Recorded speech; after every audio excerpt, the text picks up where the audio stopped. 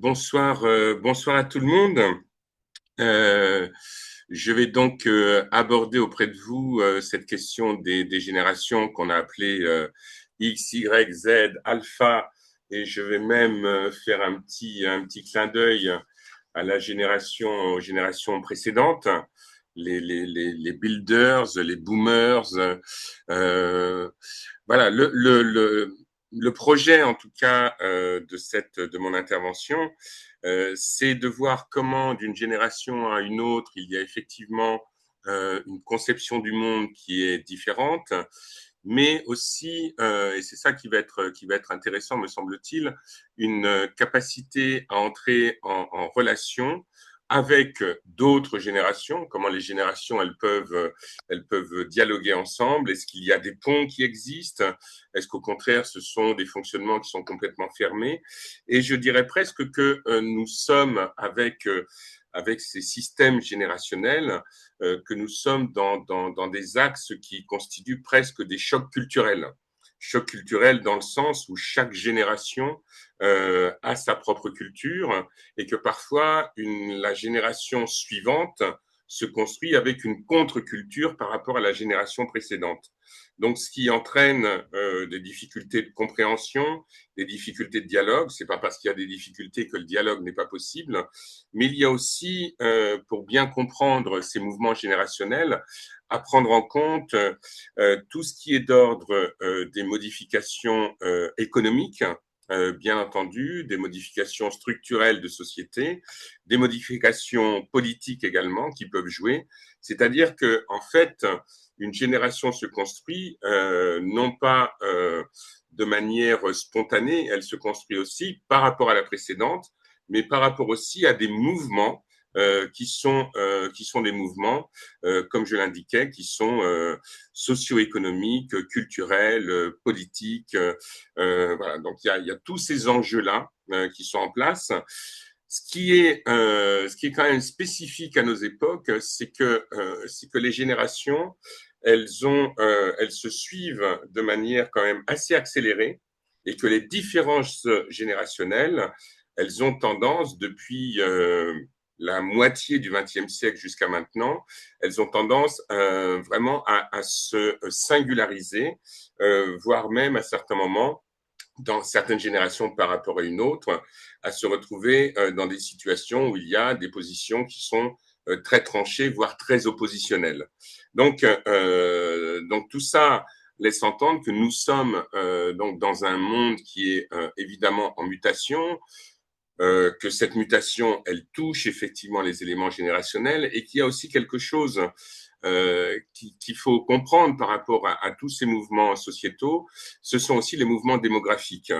Nous sommes en Europe, par exemple, dans des sociétés qui sont des sociétés vieillissantes, et que donc les personnes qu'on appelle les boomers, dont je vais reparler, sont les personnes qui sont très présentes dans l'espace sociétal, dans l'espace économique également, qui côtoient les générations Z, voire les générations alpha, et que donc la question démographique est très importante parce que nous ne sommes pas dans un renouvellement démographique tel qu'on l'a connu dans les siècles précédents, mais dans un vieillissement de la population et avec une problématique de renouvellement de population. Là, actuellement, les populations qui sont considérées comme étant en essor au niveau démographique, c'est pas sur le sol européen, on va plutôt les retrouver sur le sol africain, sur le sol indien. Donc, il y a vraiment des différences qui sont en jeu. Bisous, mon chéri. Vas-y. C'est quoi, oui. Vas-y, dépêche-toi. Va voir maman. Oui, va voir maman. Donc justement, je viens d'être interrompu par quelqu'un de la génération alpha. Donc en fait, George Orwell disait que chaque génération se croit plus intelligente que la précédente et plus sage que la suivante.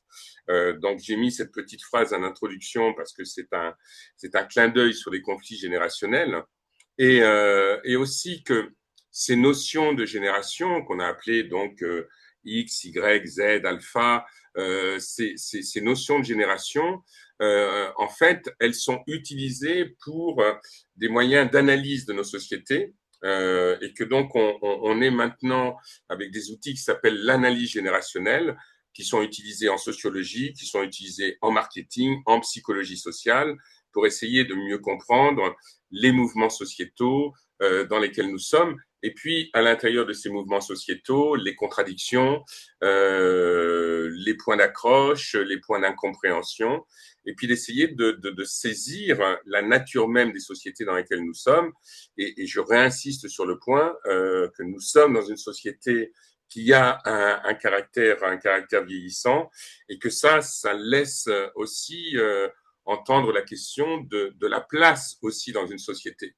C'est-à-dire quelle place a une génération dans une société donnée, une génération qui arrive, quelle place elle a, est-ce que cette place elle a été préparée par la génération précédente, et comment certaines générations peuvent avoir le sentiment qu'on ne leur a pas laissé une place suffisante, et comment elles vont prendre cette place parfois de manière un petit peu radicale, avec des comportements, une sociologie qui va lui être spécifique. Euh, donc, la question générationnelle, elle n'est pas fixée dans le marbre. C'est-à-dire que les dates que je vais vous donner, elles peuvent varier selon les auteurs. Bon, tout le monde est à peu près d'accord sur les périodes que je vais citer, mais on va avoir certaines variations. Les études générationnelles, elles ont une variabilité qu'il faut prendre en compte pour saisir tous ces phénomènes.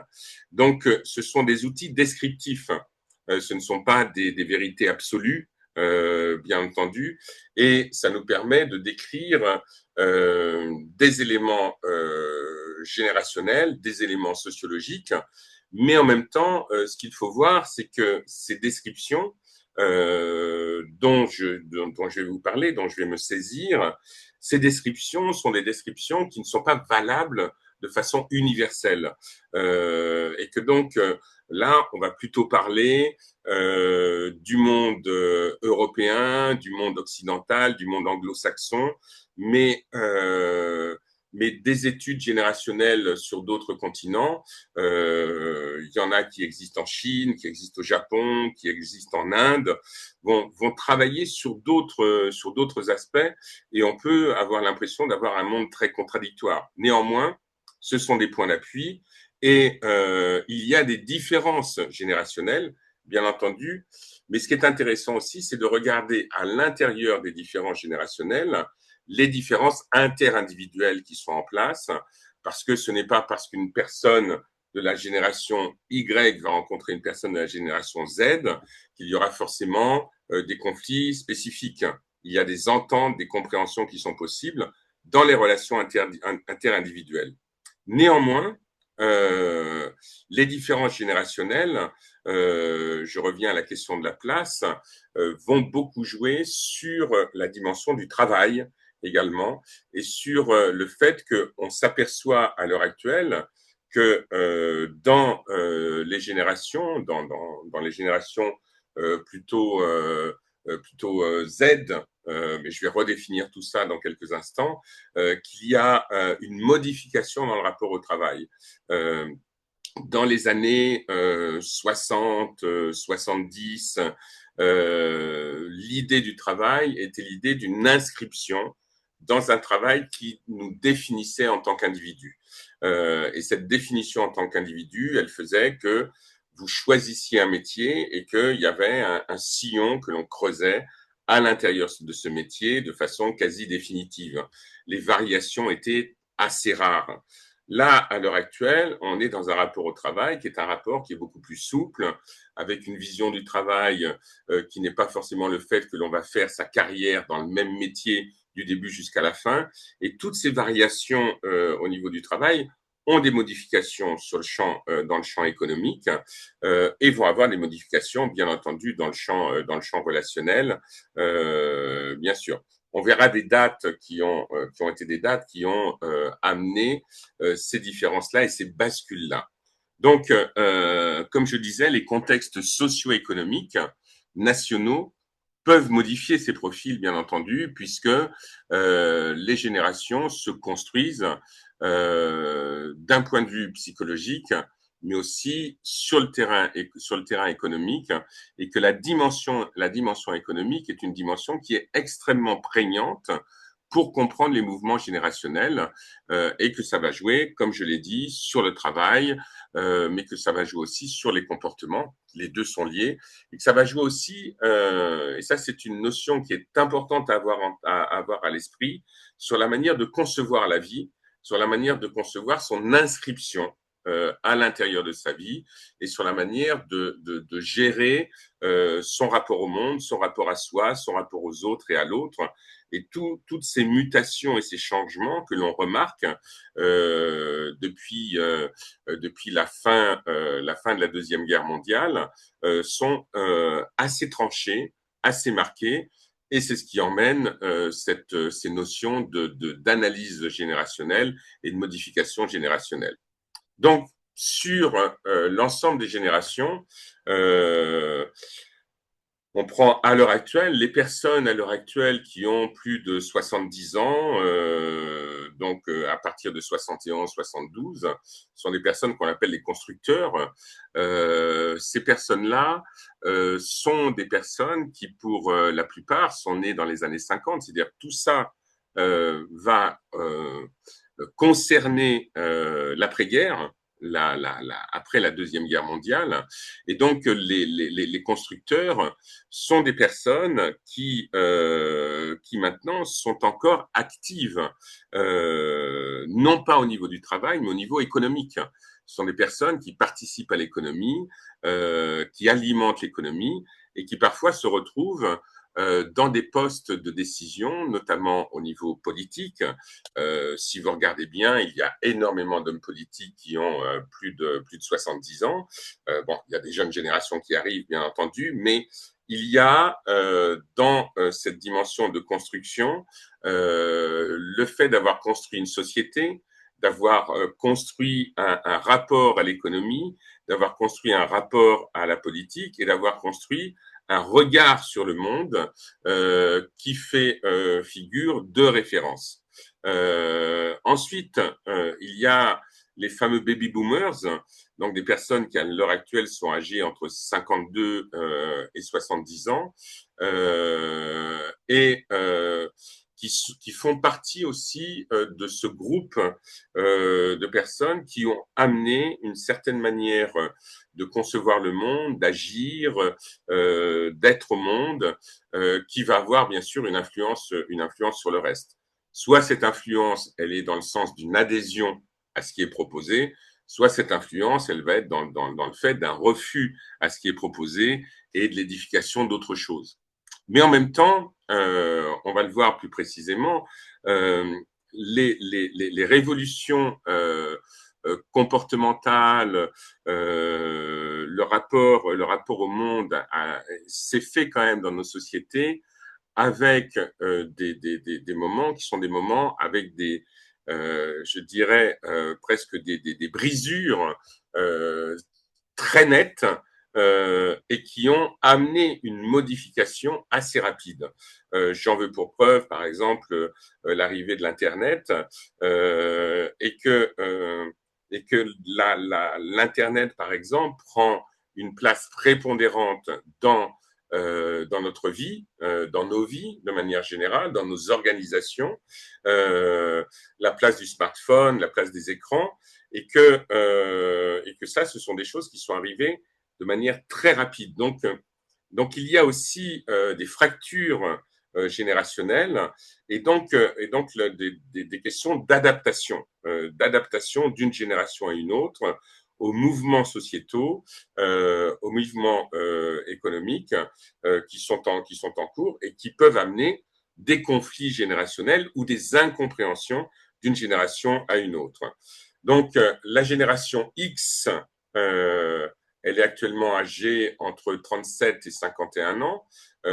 Donc, cette génération, on va y revenir. Hein, je vais décrire, donner les dates et les composantes de chacune de ces générations. La génération Y, 22-36 ans. La génération Z, 7 à 21 ans. et la génération alpha, qui est là, qui arrive et qui est âgée de moins de 7 ans. Donc on est actuellement dans un monde où nous avons 6 formes générationnelles qui se côtoient, avec des options qui sont des options très différenciées, des regards sur le monde très différenciés, mais aussi c'est pas simplement qu'un regard sur le monde, c'est-à-dire que le monde il a bougé, il a changé, il s'est transformé, et que ces générations, notamment la génération Z ou Alpha, sont des générations qui s'inscrivent dans le mouvement du monde. Et que ce mouvement du monde, il est bien entendu radicalement différent de ce qu'ont connu les constructeurs, les baby boomers, voire même la génération X. Donc tous ces mouvements, c'est pour bien comprendre, c'est à la fois une forme une manière d'être, une manière de se comporter, une manière de penser également qui est nouvelle, mais à l'intérieur d'un monde qui lui-même est en mouvement et en changement perpétuel. Donc à chaque fois, on va retrouver d'une génération à une autre une capacité d'adaptabilité, une capacité à répondre aux contingences qui sont amenées par les sociétés dans lesquelles nous sommes et qui vont avoir bien sûr des influences sur le comportement.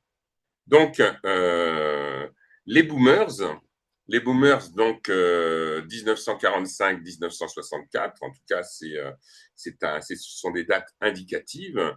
Ce qu'on va retrouver chez les boomers, c'est que d'une part, c'est la génération qui est considérée comme la plus riche de l'histoire. Et cette richesse, elle continue encore à être présente. C'est-à-dire, c'est une génération qui est arrivée après-guerre dans un monde qui était à la fois délabré et en reconstruction. Et la reconstruction après la Deuxième Guerre mondiale, elle s'est faite avec une espèce d'urgence de reconstruction et avec des fortunes, un rapport à l'argent qui s'est fait de manière extrêmement rapide, extrêmement forte, et que donc les boomers sont des personnes qui, pour la plupart, c'est pas valable à 100% bien entendu, mais que pour la plupart ont su saisir le train de cette reconstruction de l'après-guerre, en sachant que la Deuxième Guerre mondiale, effectivement, a été une guerre extrêmement, comme toutes les guerres, mais si ce n'est que c'était une guerre qui était extrêmement destructrice au niveau des valeurs, et que donc la refonte de nouvelles valeurs s'est faite sur un terrain qui était un terrain de se construire. C'était un peu la même chose avec les builders qui sont juste avant, mais vraiment de reconstruire un monde, et de reconstruire un monde avec des notions de richesse, de réussite et avec une valeur travail extrêmement forte, et donc inscrit dans un optimisme économique avec l'idée que l'économie peut sauver le monde, que l'économie, quand elle fonctionne, peut aider effectivement à la positivité, au bonheur, à la joie, à tous ces éléments-là. On le voit bien, par exemple, dans une série américaine qui s'appelle Mad Men, où on voit ces hommes. C'est une série qui se passe entre fin des années 50, milieu des années 60. Et Mad Men, c'est une série où on voit le passage de la réclame à la publicité. Et Mad Men, ce sont donc des hommes qui construisent et qui mettent en place une agence publicitaire. Et dans cette série, il y a une espèce de, non seulement d'insouciance, mais en même temps de certitude. La certitude que ça va fonctionner, la certitude qu'on est sur le bon chemin, et avec une manière d'agir qui est extrêmement prégnante, extrêmement forte, et cet optimisme dans l'économie, dans la réussite économique, associé avec un goût de la liberté. Et donc, il y a vraiment chez les boomers un lien entre travailler, réussir et être libre. Hein, il y a vraiment cette concordance entre les deux éléments. Et Mad Men montre très bien ça avec un rapport au plaisir dans la série, notamment à travers l'alcool, à travers la cigarette, à travers le rapport aux femmes également. Et les boomers, c'est quand même une réussite économique très masculine qu'on va retrouver. On verra que la place des femmes dans ces générations va arriver peut-être un petit peu plus tard, même si il y a déjà chez les boomers les prémices d'une égalité des droits, et notamment des droits entre les hommes et les femmes. Hein, c'est-à-dire, cette génération, elle est d'une certaine manière celle contre laquelle tout le mouvement du milieu des années 60 a lutté, et en même temps, elle est la préfiguration de ce mouvement. Donc, il y a vraiment quelque chose qui est très contradictoire chez les boomers, avec la mise en place de toute la culture pop, hein, qui est vraiment notamment fin des années 50, début des années 60. Voilà. Et mine de rien, dans cette génération-là, la musique a une place très importante comme étant à la fois la représentation de la libération, de la joie, de la liberté, et en même temps la représentation aussi d'une certaine réussite économique. Hein. Et donc, voilà, on a fin des années 50, l'arrivée du rock'n'roll qui va avoir une dimension de remise en cause de la société, mais qui va aussi s'inscrire, hein, on retrouve chez les boomers cette contradiction, qui va aussi inscrire une espèce de contradiction entre remettre en cause la société et en même temps trouver les moyens de s'inscrire dans cette société dans la réussite. Donc il y a vraiment cette dimension-là.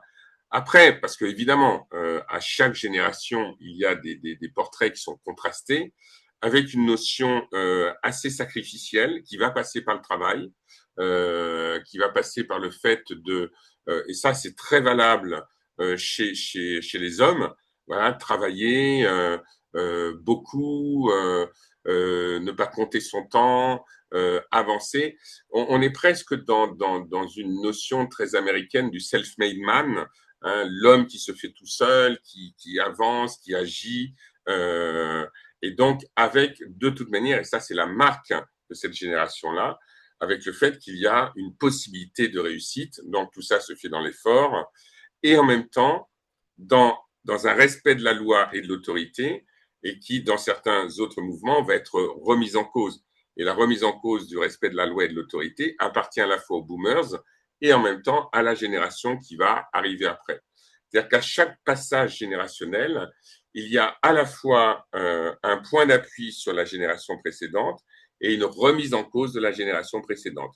On a un double mouvement, c'est-à-dire qu'on ne passe pas d'une génération à une autre, voilà, on-off, mais à chaque fois, il y a dans la génération présente les prémices de la génération à venir. Hein. C'est-à-dire que c'est vraiment ce mouvement-là qui est en place, avec parfois des moments de sas, de zone un peu grise, où il y a, je dirais presque, un mouvement pré-générationnel qui va se mettre en place. Donc, voilà.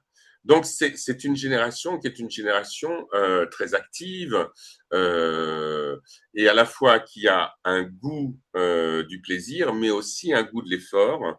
Et parfois, le plaisir, c'est la gratification de l'effort. Hein, il y a vraiment quelque chose qui est de cet ordre-là, et avec des personnes qui, à l'heure actuelle, les personnes qui sont issues de cette période-là, sont des personnes qui ont réussi pour la plupart, sont des personnes qui qui détiennent aussi les places économiques fortes en étant directeurs de grandes entreprises, en étant les personnes qui décident des mouvements économiques.